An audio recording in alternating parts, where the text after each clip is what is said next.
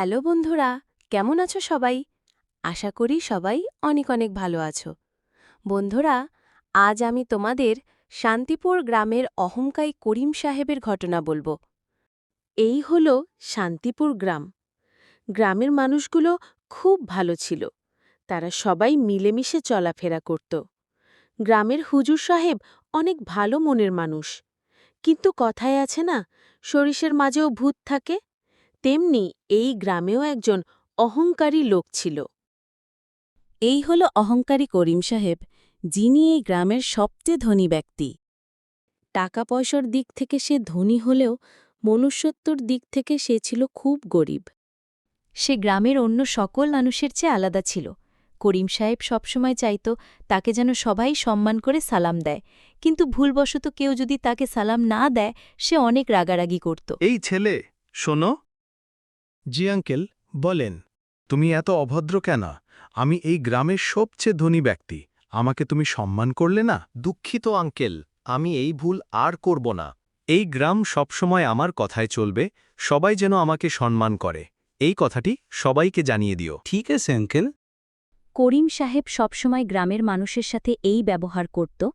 করিম সাহেব আস্তে আস্তে গ্রামের মানুষের কাছে খারাপ হতে থাকে, সে সবার সাথে খারাপ ব্যবহার করত। একটা সময় করিম সাহেবকে কেউ সম্মান করত না, তাকে সবাই ঘৃণার চোখে দেখত। হঠাৎ একদিন করিম সাহেব তার এই অবস্থার কথা ভাবতে থাকে আর মনে মনে বলে, আমি এই গ্রামের সবচেয়ে ধনী ব্যক্তি হওয়ার পরেও আমাকে মানুষ ঘৃণা করে। গ্রামের হুজুর সাহেব কত গরিব, তাও তাকে সবাই সম্মান করে ভালোবাসে। হুজুর সাহেবের সাথে দেখা করতে হবে। কেন সবাই তাকে ভালোবাসে? করিম সাহেব রাস্তা দিয়ে যাওয়ার সময় হঠাৎ হুজুরের সাথে দেখা হয়। হুজুর সাহেব তাকে দেখেই সালাম দেয়। আসসালামু আলাইকুম। করিম সাহেব, কেমন আছেন? ওয়ালাইকুম আসসালাম। আছি কোনো রকম। আপনি কেমন আছেন? আলহামদুলিল্লাহ, আমি ভালো আছি। আপনাকে দেখে কেমন যেন লাগছে। কিছু কি হয়েছে আপনার? জি হুজুর, আপনার সাথে কিছু কথা আছে। জি, করিম সাহেব, বলুন। আচ্ছা, আপনাকে গ্রামের সকল মানুষ সম্মান করে, ভালোবাসে, কিন্তু আমি গ্রামের সবচেয়ে ধনী ব্যক্তি হওয়ার পরেও আমাকে মানুষ ঘৃণা করে। আপনার কাছে তাই পরামর্শ নিতে আসলাম। ও, এই ব্যাপার। আচ্ছা, শুনেন তাহলে। টাকা থাকলেই মানুষ আপনাকে সম্মান করবে না। আপনি মানুষের কাছে সম্মান ভালোবাসা চেয়ে পাবেন না। সম্মান আর ভালোবাসা পেতে হলে আপনাকে মানুষকে সম্মান দিতে হবে, ভালোবাসতে হবে। তবেই তো আপনি গ্রামের সকলের প্রিয় ব্যক্তি হবেন। ধন্যবাদ আপনাকে এত সুন্দর পরামর্শ দেওয়ার জন্য। ঠিক আছে করিম সাহেব, আমি তাহলে এখন যাই। এরপর তারা সেখান থেকে চলে যায়।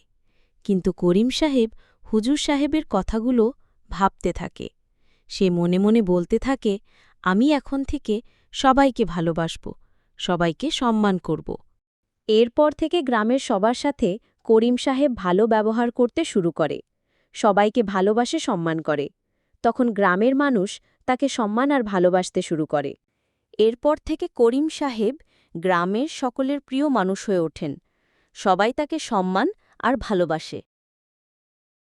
বন্ধুরা, আমরা এই ভিডিও থেকে যা শিখলাম, আমরা সবসময় বড়দের সম্মান করব আর ছোটদের স্নেহ করব। কখনো অন্যের কাছে সম্মান চাইব না, বরং সবাইকে সম্মান করব। বন্ধুরা, ভিডিওটি ভালো লাগলে চ্যানেলটি সাবস্ক্রাইব করে দাও।